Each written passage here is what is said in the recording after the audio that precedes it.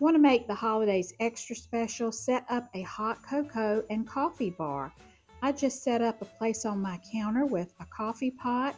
I've got several different kind of delicious cocoa mixes. I have apple cider spice mix, got marshmallows, chocolate chips, mints, pumpkin spice cocoa, and my pumpkin spice creamer. And I made up a new batch of milk chocolate cocoa. Got some Hershey Kisses. I've got a nice container to hold all different kinds of spice teas and hot chocolate mixes.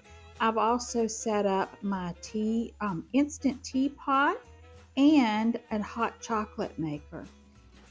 So now when guests come over, they can help themselves to the hot cocoa and coffee bar. Just pick up one of the mugs right above and have your choice of delicious warm beverage. Hope you enjoyed this video. Check out in the description box below how to make these mixes. Have a blessed holiday season.